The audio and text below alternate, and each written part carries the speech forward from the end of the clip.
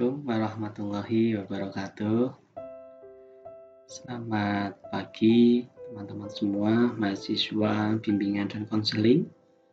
Pada kesempatan yang baik ini, saya ingin menyampaikan sebuah materi dari mata kuliah komunikasi antar pribadi, yaitu tentang proses hubungan manusia.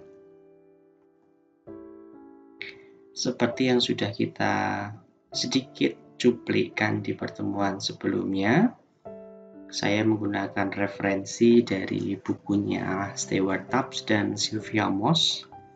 Ada sebuah kisah dalam sebuah proses hubungan manusia.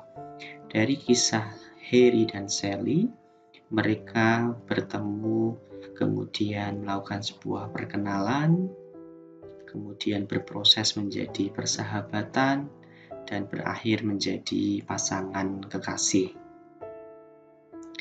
Ini adalah sebuah proses hubungan manusia yang dilakukan oleh dua individu, dimulai dari tahapan perkenalan sampai pasangan kekasih. Artinya apa? Hal ini dimungkinkan sekali terjadi dalam sebuah proses hubungan antar manusia. Walaupun saya tidak menjustifikasi apakah pasangan kekasih itu dimulai dari sebuah persahabatan, dari sebuah perkenalan yang cukup lama, dan seterusnya.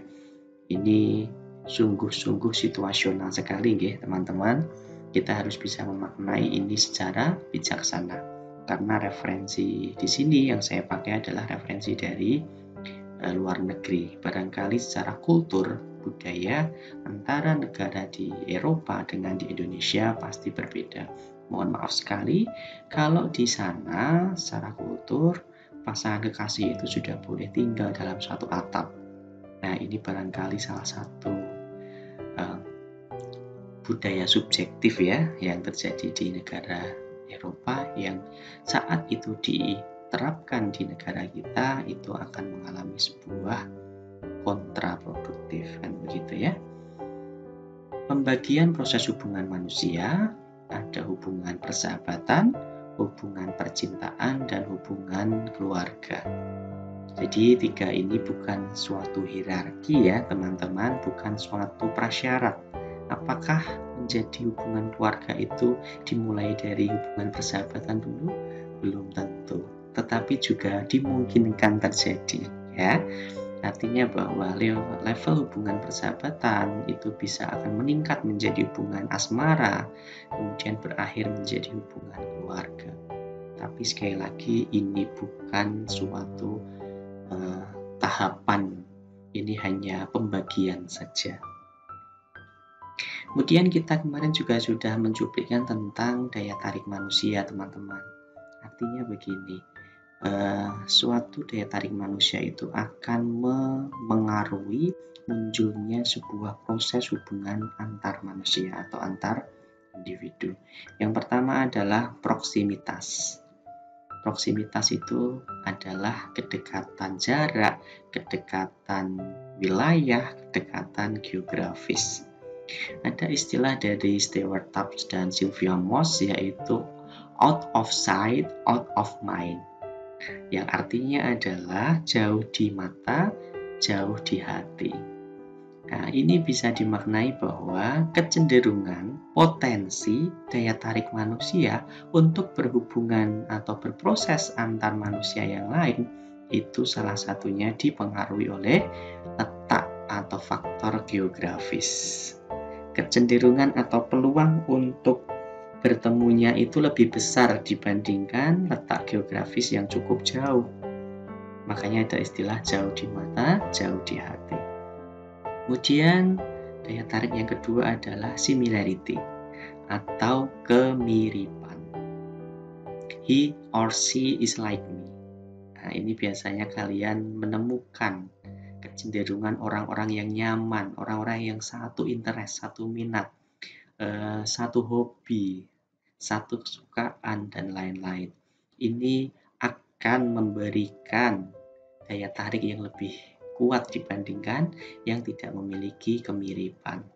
Contohnya saat kalian bergaul, di sebuah lingkungan kelas misalnya, ada kecenderungan teman yang setipe dengan kita saat di sela-sela perkuliahan atau perkuliahan yang kosong atau di jam-jam istirahat mereka menghabiskan waktu di perpustakaan misalnya.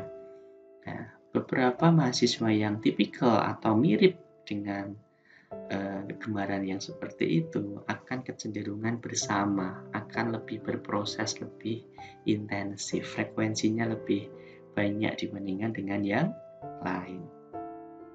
Kesamaan hobi juga ada, kesamaan minat juga barangkali akan berdampak pada munculnya sebuah proses hubungan antar manusia.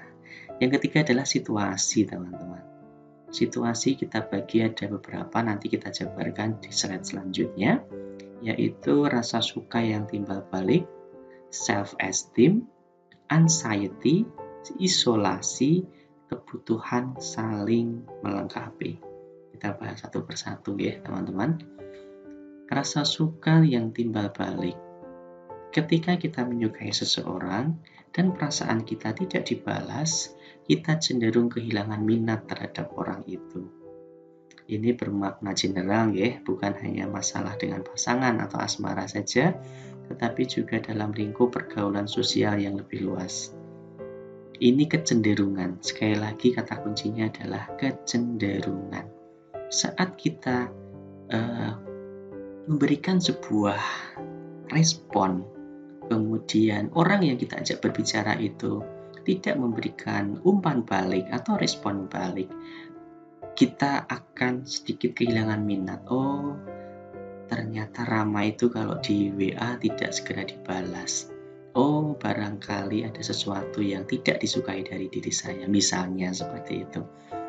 Barangkali akan mengurangi minat kita terhadap orang lain. Tetapi jika ada upaya komplementer, upaya resiprokal, komunikasinya itu bisa saling melengkapi, saling memberikan umpan balik respon antara satu orang dengan yang lain, itu akan menimbulkan rasa suka timbal balik yang positif. Kemudian perubahan dalam self-esteem. Fenomena memulai suatu hubungan hanya untuk mengatasi kekecewaan. Ini banyak sekali contohnya. Kalau kita bisa berjumpa secara virtual, biasanya akan saya minta untuk membuat contoh-contoh konkret. Tapi di sini coba saya berikan contoh yang lebih umum ya teman-teman. Kalian pernah mendengar tidak partai politik yang namanya Golongan Karya? Itu adalah partai di masa Orde Baru, masa pemerintahan Presiden Soeharto, yang berjaya bahkan mengalahkan 3 partai yang lain. Ada Partai Demokrasi Indonesia, Partai Persatuan Pembangunan. 3 partai itu yang dulu itu menjadi partai bisa dikatakan inisiator ya dalam dunia demokrasi di negara kita. Tetapi memang Partai Golongan Karya itu luar biasa sekali berjayanya, hampir 35 tahun masa kepemimpinan Presiden Soeharto itu berjaya Partai Golkar. Lah di sini teman-teman kalian ingat ya namanya Bapak Prabowo Subianto, Bapak Mandala Utama Putra atau Tommy Soeharto, Bapak banyak lagi misalnya Wiranto dan seterusnya. 3 figur ini awalnya adalah dari Partai Golongan Karya. Tetapi barangkali seiring berjalannya waktu, beliau mengalami sebuah perbedaan visi misi, perbedaan tujuan dan seterusnya. Nah, akhirnya beliau ini membentuk sebuah partai baru. Nah, ini barangkali bisa dimaknai sebuah ungkapan kekecewaan, bukan ungkapan sebuah hal yang tidak sejalan, tidak linier antara pandangan satu figur dengan figur yang lain. Akhirnya inilah yang tetap mempertahankan self-esteem-nya. Self-esteem itu bisa dimaknai harga diri, nilai diri, ya. Akhirnya membentuk sebuah proses hubungan manusia yang baru. Kalau lebih sempit, ini barangkali kalau kalian alami dalam sebuah pergaulan sosial, ternyata dalam sebuah komunitas tertentu kalian itu merasa dirugikan, merasa banyak hal yang tidak cocok. Akhirnya kalian menjalin sebuah hubungan baru dengan komunitas lain karena sudah ya berbeda pandangan, berbeda tujuan dan sebagainya tadi. Ini demi untuk menjaga self esteem kita, menjaga self confidence kita, menjaga self efficacy kita. Nah, ini adalah sebuah bentuk perubahan dalam self esteem agar menjalin sebuah proses hubungan manusia yang lainnya. Kemudian yang ketiga, kecemasan, teman-teman. Orang-orang yang cemas lebih suka bersama dengan orang-orang lain yang cemas juga. Orang-orang yang berbagi pengalaman tidak menyenangkan sering menjadi lebih padu sebagai kelompok. Ini kemarin di kelas A cukup bagus contohnya, misalnya Mbak Hani belum mengerjakan tugas mind map saya. Kemudian bertanya kepada Mbak Salwa, Salwa, tugas Pak Agus sudah belum? Pada besok dikumpulkan, saya cemas nih, saya khawatir besok belum selesai. Saya juga belum, Han, dan seterusnya, karena tugasnya yang lain juga banyak, deadline-nya sama dan seterusnya. Nah, Mbak Hani di sini merasa nyaman, merasa ada teman yang juga belum menyelesaikan tugas Pak Agus misalnya. Nah, biasanya kecenderungannya orang-orang yang mengalami kekhawatiran, kecemasan itu akan lebih padu saat berbagi pengalaman yang kurang menyenangkan tadi. Nah, ini barangkali kalian juga banyak contoh-contoh yang lain, termasuk di kondisi COVID seperti ini ya. Barangkali tingkat kecemasannya levelnya sudah mencapai level stres. Tidak bisa kemana-mana, tidak bisa melakukan kuliah secara luring dan seterusnya. Ini barangkali menimbulkan komunikasi dan proses hubungan manusia secara virtual kan begitu ya. Oke, lanjut. Ini adalah isolasi. Isolasi itu apa teman-teman? Ya, bisa dikatakan pembatasan interaksi kan gitu ya. Saat kita di penjara, bentuk hukuman terberat adalah kesendirian. Terkadang disitulah waktu yang tepat untuk merefleksikan diri. Contohnya begini teman-teman, mohon maaf sekali. Misalnya ada salah satu orang yang keluar dari lembaga kemasyarakatan. Itu kan dia mendapatkan sebuah isolasi yang luar biasa ya. Dia dijauhkan dari keluarga, dari masyarakat, dari dunia yang sebelumnya dilakukan. Nah, dia mengalami sebuah kesendirian. Bahkan juga mohon maaf, secara reputasi harga diri dia juga mengalami sebuah regresi begitu ya, penurunan. Saat mereka akan menjalin sebuah hubungan baru di masyarakat, teman-teman, bisa dimungkinkan akan mengalami sebuah shock gitu ya, kekakuan dalam menjalin komunikasi. Kalau dalam beberapa isu-isu yang sedang terjadi ya dalam kondisi COVID seperti ini teman-teman, justru mohon maaf, orang yang terkena atau teridentifikasi COVID itu kan pasti akan melakukan isolasi mandiri ya. Saat mereka mengalami isolasi mandiri, justru yang menjadi poin terberatnya itu adalah pasca isolasi mandiri.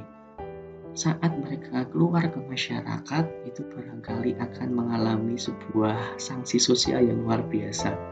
Dijauhi, ditakuti, dihindari, ya enggak? Kemarin Agus itu kena COVID loh, jauh dekat-dekat dulu sama Agus, nanti tidak ketularan, dan seterusnya. Ya, inilah yang menjadi dampak pasca kegiatan isolasi. Nah, inilah yang menjadi sebuah proses hubungan manusia yang perlu diintensifkan dan dimulai dari awal kembali. Bagaimana kita melakukan sikap open-minded ya. Kita tetap terbuka, tetapi kita juga tetap membatasi dengan edukasi dan literasi yang ada. Jangan sampai kita malah menjadi pribadi yang inferior, introvert, begitu ya. Akhirnya tidak mau menjalin hubungan dengan orang lain. Selanjutnya adalah kebutuhan saling melengkapi. Terkadang kita menemukan sepasang orang yang tampak sangat berbeda, tetapi mereka sangat bahagia karena saling melengkapi. Kita tidak bisa mencari pasangan atau orang atau teman yang sempurna, tapi kita bisa melengkapi itu dengan kelebihan kekurangan kita masing-masing. Itulah salah satu tipikal ego state dewasa. Berpikir rasional, here and now, bertanggung jawab ya. Artinya kita tidak bisa menjustifikasi atau menganggap orang lain itu harus sama dengan kita. Kita harus bisa menganggap bahwa mereka itu, orang lain itu unik. Orang lain itu pasti punya sesuatu yang bisa melengkapi dalam diri kita, dalam interaksi kehidupan kita di sekolah atau di kampus, di masyarakat maupun di keluarga. Oke, baik teman-teman, kita lanjutkan tentang karakteristik hubungan. Ini hasil survei dari Sylvia Moss dan Stewart Tubbs.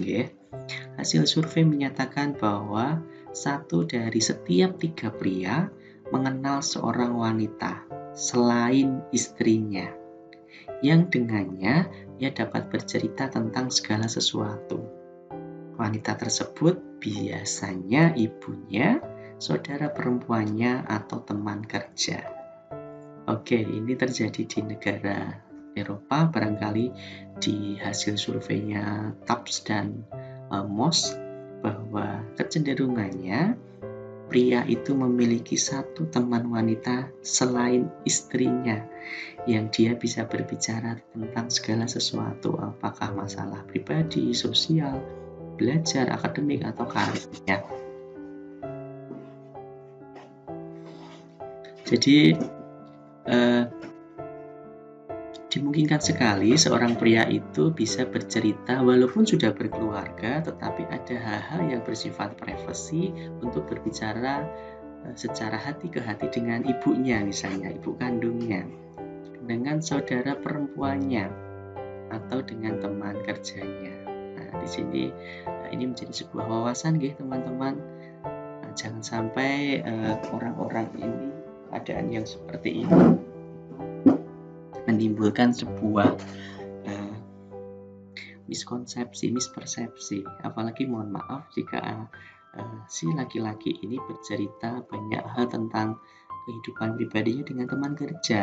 Ini yang barangkali menimbulkan sebuah problematika dalam keluarga. Tapi ini hasil survei, ini masih bisa dikonfirmasi ya saat nanti di negara kita di Indonesia. Kemudian kita berbicara tentang konteks. Dalam sebuah proses hubungan manusia, itu di dalamnya ada konteks atau konten. Tidak mungkin kita berhubungan dengan orang lain tapi tanpa makna, tanpa konten, tanpa konteks yang kita bahas di dalamnya. Hubungan manusia mempunyai 2 aspek atau keadaan. 2 aspek, situasi atau keadaan, dan lingkungan sosial psikologis di mana komunikasi itu terjadi. Tadi kita sudah membahas tentang berbagai situasi ya, mulai dari rasa suka timbal balik, kecemasan, kemudian isolasi, kemudian hubungan timbal balik, saling melengkapi, dan lain-lain. Tadi adalah konteks-konteks dalam sebuah hubungan manusia. Kemudian akan juga dilengkapi dengan lingkungan sosial psikologis di mana komunikasi itu terjadi. Oke, kita bayangkan teman-teman kondisinya saat kuliah seperti ini. Apakah komunikasi yang kalian berikan, kalian lakukan, itu berbeda dengan saat kalian di rumah atau bermain bersama saudara perempuan atau laki-lakinya atau keluarga, bahkan teman dekat misalnya? Pasti komunikasinya berbeda. Konteks yang dibahas pun juga berbeda. Inilah proses hubungan manusia. Kita harus menyesuaikan konteks. Saat kuliah, ya sebaiknya idealnya kita menggunakan ego state dewasa kita. Jangan sampai menggunakan ego state child kita. Itulah saat kita bisa menempatkan status ego kita dalam lingkungan sosial psikologis saat kita berkomunikasi. Yang kedua adalah konfirmasi dan diskonfirmasi.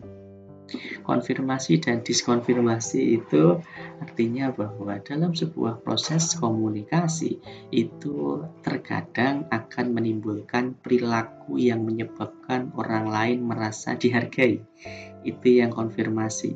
Sedangkan perilaku yang menyebabkan orang lain merasa kurang dihargai itu akan menyebabkan diskonfirmasi. So simple saat kuliah, mohon maaf, terkadang ini yang sedang terjadi tren saat kuliah daring teman-teman, itu saat barangkali saat diskusi begitu ya, para mahasiswa mematikan kameranya, saat ditanya juga tidak ada respon, bahkan live meeting misalnya. Ini kan akan menimbulkan asumsi-asumsi yang beragam, dan kita yang sebagai komunikator itu barangkali merasa kurang dihargai. Inilah yang menyebabkan cross transaction, transaksi silang, transaksi yang terkadang putus karena antara komunikator dan komunikan itu mengalami sebuah ketidaklengkapan dalam komunikasi begitu ya. Atau yang juga bisa dicontohkan adalah saat berbicara dengan orang lain, justru orang lain itu tidak menatap atau menggunakan kontak mata kita, tetapi justru menggunakan HP-nya atau dengan gazi-gazi yang lainnya, atau tidak melihat di seputaran kontak mata yang kita berikan. Nah, ini barangkali kita perlu mulai membenahi komunikasi kita, jangan sampai bentuk kita menjadi diskonfirmasi, perilaku yang menyebabkan orang lain merasa kurang dihargai. Contoh-contoh yang lain teman-teman barangkali bisa. Kemudian sikap suportif dan defensif. Sikap defensif itu merasa tegang, terburu-buru, tidak nyaman, bingung, merasa terasing. Nah, biasanya ini adalah kondisi saat kalian itu memasuki lingkungan baru, lingkungan yang belum kalian pahami situasinya. Kalian merasa gugup, tegang, terburu-buru, tidak nyaman, barangkali bingung, apalagi saat kuliah tidak mendapatkan penjelasan secara komprehensif begitu ya. Itu bisa menjadi sikap yang defensif. Kemudian ada sikap suportif, perasaan tercerahkan, perasaan diberdayakan, perasaan energik, terhibur, merasa dekat dengan orang lain. Nah, inilah menimbulkan sikap positif atau positivistik. Kita menjadi lebih merasa dihargai, merasa diberdayakan, energik, kemudian terhibur, dan potensi kita tersalurkan dengan maksimal misalnya. Inilah sikap-sikap suportif yang sebaiknya kita munculkan sebagai seorang guru ataupun mahasiswa. Kemudian waktu teman-teman, ini yang juga menjadi indikator atau komponen dalam sebuah proses hubungan manusia. Waktu dapat menunjukkan kualitas suatu hubungan. Suatu hubungan berkembang dimulai dari pengetahuan kita mengenai orang lain secara perlahan, saling kebergantungan, kepercayaan, dan komitmen.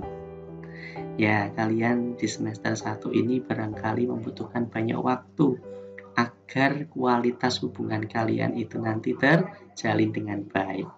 Karena di semester 1 ini kalian masih berusaha kan mengetahui karakteristik orang lain, teman lain secara perlahan. Kemudian nanti akan muncul sebuah ketergantungan positif, ada kooperatif, ada kerjasama, ada kepercayaan, dan komitmen di antara kalian. Nah, ini membutuhkan waktu teman-teman, tidak bisa instan ya, tidak bisa spontan. Kalian saya yakin pasti juga tidak mudah percaya pada orang lain yang notabene orang lain tersebut orang yang baru saja kalian kenal atau orang asing begitu. Selanjutnya kepercayaan. Ini kaitannya dengan waktu tadi ya. Berkaitan dengan terhindarnya bahaya dari orang lain dalam suatu hubungan, berkaitan dengan konsep kejujuran, integritas, dan kebenaran. 3 kata kunci ini barangkali yang akan menjadi pijakan seseorang itu mampu percaya pada orang lain. Saat kita memandang Pak Agus, oh orangnya jujur, orangnya berintegritas, kemudian selalu mematuhi kebenaran. Nah, saat kalian ingin curhat, ingin bercerita secara private, konseling individual misalnya kepada Pak Agus, itu barangkali akan lebih percaya dibandingkan kalian melihat sosok yang tidak jujur, komitmennya tidak baik, integritasnya kurang baik, selalu mencari-cari alasan dan seterusnya. Nah, ini bisa kalian barangkali menjadi indikator, oh ternyata orang tersebut belum tentu baik untuk kita percayai untuk bercerita, misalnya begitu. Kemudian afeksi dan kontrol diri. Jadi berkaitan dengan like and dislike. Jadi seseorang itu pasti memiliki kecenderungan like and dislike, ya enggak? Jadi tidak masalah kita disukai dengan orang lain ataupun tidak disukai, karena mereka punya persepsi yang beragam dan punya interpretasi yang bermacam-macam. So no problem. Tapi kita senantiasa harus menjadi pribadi yang kooperatif, pribadi yang lembut, penyayang, agar tidak menjadi berubah kasar, agresif, memusuhi, dan hal-hal yang kurang baik lainnya. Kemudian kontrol. Ya, dalam kehidupan kita, bahkan kalian saat berorganisasi pun pasti punya dua kutub, yaitu sebuah pimpinan dan sebuah anggota, kan gitu ya, seorang pimpinan dan anggota. Biasanya, mohon maaf, jika kita mendapatkan sebuah amanah menjadi seorang pemimpin, itu akan memunculkan dominansi atau sebuah hak atau kewenangan untuk mengatur jalannya organisasi misalnya. Nah, di sini jangan sampai, tidak harus pemimpin sih, anggota pun jangan sampai kita itu mendominasi orang lain. Jangan sampai kita memaksakan kehendak kita kepada orang lain. Inilah yang akan mempengaruhi proses hubungan manusia. Termasuk lawannya adalah submission atau follower. Kita juga jangan sampai kalaupun menjadi anggota itu hanya sebatas, mohon maaf, menjadi anggota pasif saja. Kita tidak menjadi anggota yang aktif. Inilah dua hal yang bertolak belakang, kan begitu ya. Di sisi lain ada dominasi, di sisi lain kita hanya submission atau hanya pasif begitu. Menjadi anggota yang follower saja, menjadi pengikut saja gitu ya, tanpa ada sebuah keaktifan dalam proses hubungan organisasi. Nah, ini harus kalian benahi, kita benahi bersama, bahwa dalam sebuah afeksi dan kontrol diri ini harus berjalan secara seimbang ya, proporsional ya. Kita boleh punya perasaan like and dislike, tetapi tolong itu secara rasional dan itu bisa ditata, tidak boleh sampai merugikan diri kita maupun orang lain. Oke teman-teman, ini adalah dua siklus hubungan manusia yang pasti terjadi di kehidupan kita nanti, yaitu adalah menuju kebersamaan dan menuju perpisahan. Untuk hubungan menuju kebersamaan teman-teman, ini kita saling refleksi juga ya teman-teman. Dalam sebuah hubungan, bisa itu hubungan pertemanan, hubungan asmara, pasangan, ataupun hubungan dalam sebuah keluarga, itu barangkali akan mengalami tahapan-tahapan seperti ini. Dimulai dari inisiasi, tahapan memulai. Kemudian diikuti dengan experimenting, penjajakan. Komunikasinya sudah mulai digali, tanya. Misalnya, Han, gimana rumahmu? Kamu dari SMA mana? Hobimu apa? Minatmu apa? Biasanya di tahap penjajakan ini adalah menggunakan topik-topik netral, topik-topik yang sifatnya general, belum secara spesifik. Nah, itu baru ada di tahap intensifying, penggiatan. Ini sudah mulai masuk ke ranah privasi orang lain, bukan privasi ya, masalah yang lebih spesifik orang lain. Jadi sudah lebih giat, sudah lebih intens, barangkali sudah lebih menggunakan komunikasi virtual, komunikasi jarak jauh, menggunakan chatting, video call, dan seterusnya. Bahkan mohon maaf, barangkali sudah mengajak bertemu, makan bersama, kemudian menjadi sebuah komunitas tertentu lah, itu di intensifying atau penggiatan. Kemudian levelnya adalah integrating atau penyatuan. Ini biasanya ditandai kalau dalam hubungan pasangan itu adalah sudah mengungkapkan perasaan antar satu orang dengan orang lain menjadi satu begitu. Tetapi ini masih levelnya belum sampai ke bonding. Nah, bonding ini menjadi level yang terakhir, yaitu pengikatan. Ini kalau di dalam di luar negeri itu biasanya ditandai dengan ikatan pertunangan kalau dalam sebuah hubungan, sebuah pasangan begitu ya. Bonding, pengikatan antar keluarga sudah saling mengenal, sudah saling setuju untuk ke tahapan yang lebih lanjut, lebih serius begitu. Tetapi kalau dalam hubungan pertemanan ini biasanya bondingnya itu adalah nuansa persahabatan begitu ya. Sudah ada ikatan yang kuat, bahkan saat temannya sakit di luar Jawa sana misalnya begitu, kita itu ikatan bondingnya luar biasa sekali, sampai jauh-jauh terbang ke Jambi misalnya untuk menengok teman yang sakit tadi misalnya, seperti itu bondingnya sudah luar biasa. Kita juga harus mau dan akan menjalani sebuah proses perpisahan barangkali teman-teman. Proses perpisahan itu dimulai dari differentiating, pembedaan, banyak ketidakcocokan, banyak hal yang tidak sevisi misi, dan lain-lain. Komunikasinya cross, bahkan muncul duplek juga ya. Kemudian circumscribing, pembatasan interaksi, yang biasanya WA satu hari 100 kali, tinggal 10 kali misalnya. Sudah membatasi aktivitas, bahkan diajak ketemu begitu barangkali sudah menolak karena ada beberapa hal yang tidak sejalan tadi. Kemudian stagnating, hubungannya vakum, hubungannya diam, pasif. Bahkan mohon maaf, misalnya Rama tidak menghubungi pun Hani tidak masalah, karena sudah merasa stagnan, hubungannya tidak ada tindak lanjutnya, tidak ada progresnya, mau maju atau mundur itu tidak ada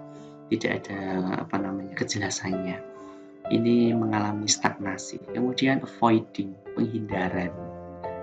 Artinya dalam sebuah hubungan pertemanan ataupun dalam sebuah hubungan interaksi sosial antar satu orang dengan orang lain atau dengan kelompok lain, itu mengalami sebuah penghindaran, tidak ingin berinteraksi kembali, sudah mulai membatasi aktivitasnya dengan penghindaran.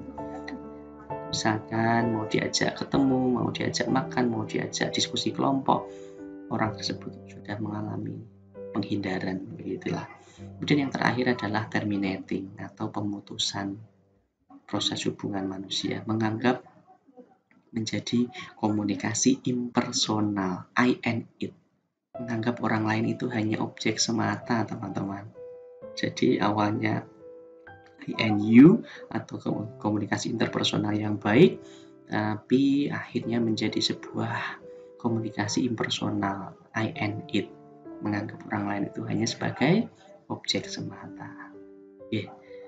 Kemudian dua proses tadi menuju kebersamaan dan perpisahan ini barangkali bisa kita pelihara ya, agar tidak menjadi proses pemisahan hubungan yang negatif begitu. Biasanya kalau komunikasi impersonal itu akhirnya kita sudah tidak menjalin makna, menjalin intensitas, menjalin frekuensi kepada orang lain, hanya menganggap objek semata. Maka dari itu kita perlu memelihara hubungan antar manusia, antar teman kita. Yang pertama adalah positivity. Gembira, optimis, sabar, tidak menjustifikasi. Saat seseorang itu tanpa kabar, seseorang itu berbeda, tidak seperti biasanya, kita harus menunjukkan positivistik. Jangan menjustifikasi. Oh, Pak Agus itu sukanya A, B, C, dan seterusnya. Kita perlu mengkonfirmasi dan mengklarifikasi agar tidak muncul fitnah dan mispersepsi. Ya. Kemudian openness. keterbukaan, menyatakan perasaan, gagasan kepada orang lain secara terbuka, open minded, mendiskusikan bersama jika ada sebuah masalah. Ya, jangan sampai menimbulkan hal-hal yang tidak baik. Kemudian assurance, ada komitmen setia, orientasi pada masa depan. Jadi dalam sebuah hubungan itu perlu ada komitmen ya teman-teman, ada kesetiaan, integritas, dan berorientasi pada masa depan. Jangan sampai kita terlalu banyak melihat masa lalu, karena kita nanti tidak menjadi progresif, justru menjadi regresif, berjalan mundur. Network, ya, menghabiskan waktu bersama, kesediaan bersama teman, terlibat aktif dalam kegiatan. Saya sarankan makanya kalian bertergabung dalam sebuah unit kegiatan mahasiswa, himpunan mahasiswa, karena ini adalah bentuk networking. Relationship, hubungan dengan orang lain itu penting untuk menjaga relasi kita, teman-teman. Karena networking ini sangat bagus sekali untuk jangka pendek maupun jangka panjang. Kalian bisa mendapatkan informasi barangkali dari teman-teman hasil networking ini, gitu ya. Jadi tolong, dalam proses hubungan manusia ini networking juga menjadi salah satu unsur dalam pemeliharaan. Dan yang terakhir adalah sharing task, berbagi tugas dan kewajiban. Artinya kita bukan Superman tetapi super team.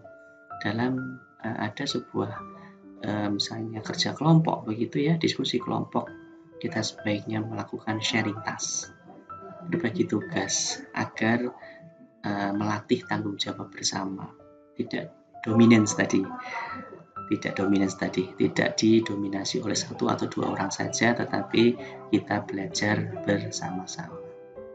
Oke, baik teman-teman semuanya, barangkali ini yang bisa saya sampaikan untuk pertemuan kita kali ini di mata kuliah komunikasi antar pribadi, proses hubungan manusia. Semoga bermanfaat dan bisa kita lanjutkan di lain kesempatan. Terima kasih. Assalamualaikum warahmatullahi wabarakatuh.